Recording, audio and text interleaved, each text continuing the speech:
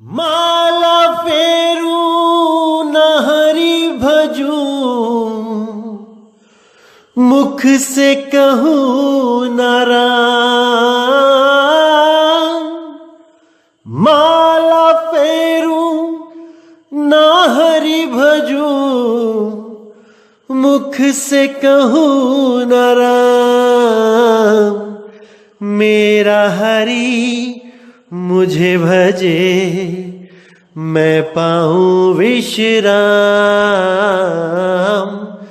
मेरा हरि मुझे भजे, मैं पाऊं विश्राम। मोको कहाँ ढूंढे रे बंदे, मैं तो तेरे पास में। मोको कहाँ ढूंढे रे बंदे, मैं तो तेरे पास में। खोजी होए तुरंत मिल जाऊं, एक पल की तलाश में।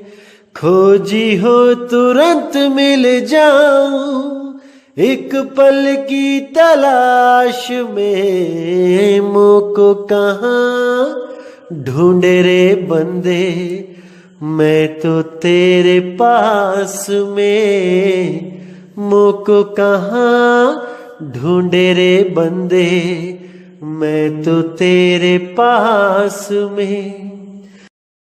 नमस्कार मेरे प्यारे भाइयों, मेरे परमात्मा के प्यारे जीव हंसों। मैं बंदी छोड़ से यही अरदास करूंगा कि आप सब मेरे भाइयों का विवेक पहले से ज्यादा और ज्यादा से ज्यादा बढ़ता ही जाए, और ऐसी कोई दुविधा ना रहे जो आपके दिलों में 1% भी घर कर पाए। हर चीज क्रिस्टल क्लियर होती चली जाए। संत महात्माओं ने जो हमारे लिए वाणी लिखी है, उनके सार को समझना है। ये देश हित ही नहीं, ये विश्व हित की बात है। पूरे विश्व का कल्याण होगा इन वाणियों के द्वारा, इन संतों के संदेशों के द्वारा। क्योंकि संतों ने कभी भी अपनी वाणी किसी खास जाति, धर्म या देश के लिए नहीं बोली। उनका ज्ञान पूरे विश्व के लिए सर्व साझा रहा है। ऐसा कोई धर्म नहीं है जो संतों की वाणियों से लाभ नहीं उठा सकता। ऐसी कोई जात पात नहीं है जो संतों के वाणियों से मुक्ति को प्राप्त नहीं कर सकती। क्योंकि संत हर प्रकार के कर्म कांड से हटा के केवल निज नाम से जोड़ते हैं। केवल अकह नाम, अडोल नाम, अवोल नाम से जोड़ते हैं। वो कभी इन भाषाओं के चक्कर में नहीं पड़ते, वो कभी इन जात पात के चक्कर में नहीं पड़ते, वो कभी इन धर्म और देशों के चक्कर में नहीं पड़ते। बाबा नानक श्रीलंका से लेकर अरब देश तक एक सतनाम का ही प्रचार करते गए। उन्होंने कभी नहीं देखा कि कौन सा देश रास्ते में आ गया, कौन सी जात, कौन सा धर्म का इंसान मुझे मिल रहा है। ये ज्ञान सर्वधर्म साझा ज्ञान है। ये पूरी कायनात के लिए अमृत का सरोवर है, जिसमें कौवा नहा के हंस बन के निकलता है। इसी को मानसरोवर बोला गया है। तो मेरे भाई, पूरा विवेक लगाना है, पूरा विचार करना है कि संतों ने हमें कौन सा रास्ता दिखाना चाहा और अज्ञानतावश हम किस रास्ते पे चल पड़े। तो आज रविदास जी की वाणी को समाप्त करेंगे। तो क्या कहती है वाणी? इटली में कोहराम मचेगा, लंदन सागर में डूबेगा। युद्ध तीसरा प्रलयंकारी, जो होगा भारी संहारी। तो मैंने आपको बता दिया था कि इटली में कोहराम क्यों मचेगा। अब बताते हैं कि लंदन सागर में डूबेगा। ये कौन से सागर में डूबेगा? ये चिंता के सागर में डूबेगा, शोक सागर में डूबेगा। पर क्यों डूबेगा? क्योंकि आपको पता है कि इंग्लैंड के प्रधानमंत्री और वहां के जो राजा हैं, राजकुमार, उन दोनों को कोरोना वायरस का टेस्ट पॉजिटिव आ गया है। दोनों ही कोरोना वायरस से पीड़ित हो चुके हैं। जब वहां के राजा, वहां के प्रधानमंत्री ही इस रोग से ग्रसित हो गए हैं, तो आम जनता कैसे सेफ रहेगी? इसलिए पूरे देश में शोक की लहर चल रही है। पूरा देश चिंता में गुम हो गया है और पूरा यूरोप यानी सारे ईसाई इस बीमारी से, महामारी से ग्रसित हो रहे हैं। हाहाकार मचा है हर जगह। तो आगे कहते हैं, भारत होगा विश्व विजेता, भारत होगा विश्व का नेता, दुनिया का कार्यालय होगा, भारत में न्यायालय होगा। यहां पर बहुत ही ज्यादा अच्छे संकेत दिए हैं हमारे भारतवर्ष के लिए कि भारत होगा विश्व विजेता। पूरी दुनिया भारत के ऊपर निगाहें टिका के बैठेगी, क्योंकि भारत में ही सॉल्यूशन मिलेगा इस तीसरे विश्व युद्ध को खत्म करने का। भारत की वजह से ही यह तीसरा विश्व युद्ध टलेगा और किसी देश में इतना सामर्थ्य नहीं जो इस विश्व युद्ध को टाल सके। तो पूरा इशारा किया जा रहा है कि भारत होगा विश्व विजेता, भारत होगा विश्व का नेता, यानी भारतवर्ष ही पूरी दुनिया का नेता होगा और इसके बाद भारत से ही पूछ के हर कार्य किया जाएगा। दुनिया का कार्यालय होगा, भारत में न्यायालय होगा। सारे संसार का जो मेन कार्यालय होगा वो भारतवर्ष होगा। भारत ही विश्व गुरु बनेगा। पूरा संकेत दिया गया है वाणी में। यहां तक कि अगर कोई दो देश आपस में झगड़ा भी करेंगे तो उनका न्याय भारत में होगा। न्यायालय बन जाएगा एक तरह से भारत, क्योंकि भारत ही सबको प्रेम करना सिखाएगा, भारत ही सबका कल्याण करेगा। आगे कहते हैं, तब सतयुग दर्शन आवेगा, संत राज सुख बरसाएगा, सहस्त्र वर्ष तक सतयुग लागे, विश्व गुरु बन भारत जागे। कि उसके बाद 1000 साल तक का सतयुग आएगा। लोग सब बुरे काम करना छोड़ देंगे, केवल संतों की शरण में जाएंगे, अपने जीव का कल्याण कराएंगे, इस दुनिया को मिथ्या जानना शुरू कर देंगे, इस दुनिया में उनका मन ही नहीं लगेगा, इस दुनिया से मुक्त होने की पूरी कोशिश करेंगे। तब ऐसा संसार बनेगा जैसा आपने कभी सोचा भी ना होगा। ये सब इसी कलयुग में होगा, क्योंकि कलयुग में ही सतयुग का उदय होगा। तो भाइयों, घबराने की कोई जरूरत नहीं है। संतों ने पूरा इशारा दिया है, पूरी सैन दी है कि भारतवर्ष ही जगत गुरु बनेगा, विश्व गुरु बनेगा और भारत में ही इस समस्या का समाधान होगा। ये जो तीसरा विश्व युद्ध जो बायोलॉजिकल वेपन के द्वारा लड़ा जा रहा है, पूरा विश्व इससे ग्रसित होगा और इसका हल भारत में ही निकलेगा। इसी के बारे में नास्टेडमस ने भी अपनी भविष्यवाणी में इशारा किया है। क्या बोलते हैं? The man with the curly black beard will subdue the cruel and proud nation through skill. The great Sharon will take from afar all those captured by the Turkish banner. इस भविष्यवाणी में बिल्कुल साफ लिखा है कि भारत में ही एक ऐसा इंसान होगा जो कर्ली ब्लैक बियर्ड यानी घुंघराली काली दाढ़ी वाला, will subdue the cruel and proud nation, जो निर्दयी और अभिमानी देश को विल सबड्यू यानी वश में करेगा, थ्रू स्किल्स यानी अपने कौशल के दम पे, ना कि अपनी ताकत के दम पे। और यहां पे जो टर्किश बैनर के बारे में जिक्र किया गया है, यह भी एक सुपर कोड है। नास्ट्रेदामस जी अपनी भविष्यवाणी कोड में लिखते थे। वो सीधे कभी नहीं बोलते थे क्या होने वाला है, वो बात को पहेलियों की तरह सामने रखते थे ताकि इन बातों को वो ही खोल सके जिसके लिए ये बोली जा रही हैं। बाकी सब केवल अक्षर पढ़ सकते हैं, लेकिन उन अक्षरों की गहराई में नहीं जा सकते। इसीलिए हर संत महात्मा ने भविष्यवाणियों को घुमा फिरा के बोला, ना कि सीधे गुप्त राज खोले। आगे एक चित्र का और सहारा दिया जा रहा है, इसमें भी सुपर कोड लगे हैं जो वक्त आने पे खोल दिए जाएंगे, जिसमें से 2-3 कोड मैं आपको बता देता हूं, बाकी जब समय आएगा तब खोला जाएगा।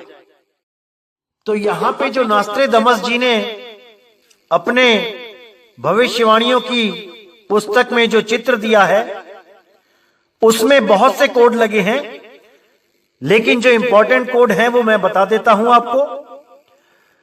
सबसे पहले यहां एक फरसा दिखाया जा रहा है, लेकिन वो फरसा इसके हाथ में नहीं है।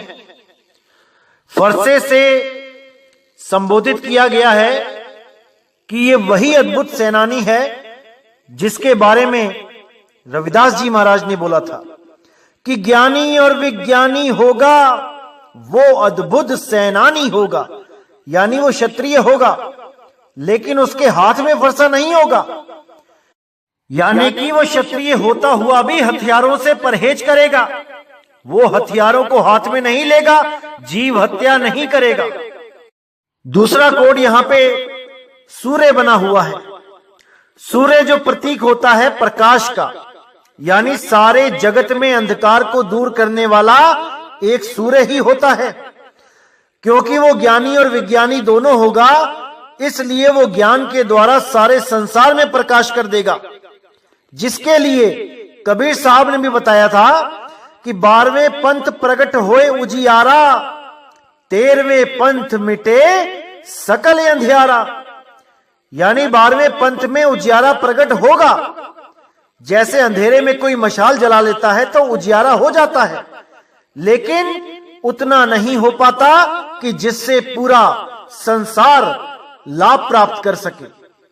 लेकिन जब सूर्य चमकता है तो पूरे संसार को वो रोशनी देता है, पूरे संसार का अंधकार दूर कर देता है। इसीलिए इस 13वें पंथ का जो मूल ज्ञान है वो किसी भाषा का गुलाम, किसी जात का गुलाम, किसी धर्म और देश का गुलाम नहीं है। वो सारे संसार का कल्याण करने के लिए सूर्य की तरह उगा है, जो समय आने पर पूरी दुनिया को प्रकाशित करेगा, पूरी दुनिया का, पूरे संसार का अज्ञान खत्म करके भारत को विश्व गुरु बनाएगा।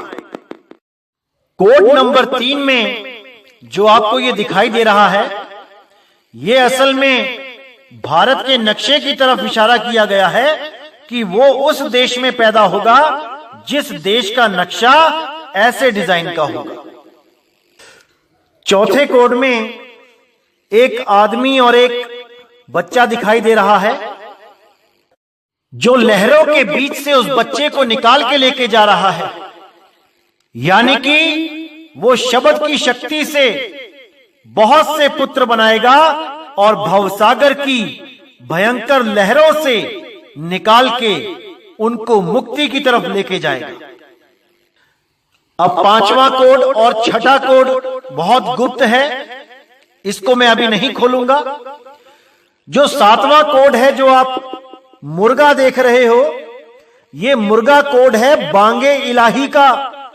यानी वो बांगे इलाही जब पूरे विश्व में अपना डंका बजाएगी, पूरे विश्व को जगाएगी, तो सारा विश्व एक झंडे के नीचे, एक भाषा के नीचे, एक पंथ के नीचे खड़ा हो जाएगा और सारी दुनिया में केवल सतनाम का डंका बजेगा, एक परमात्मा के नाम का डंका बजेगा।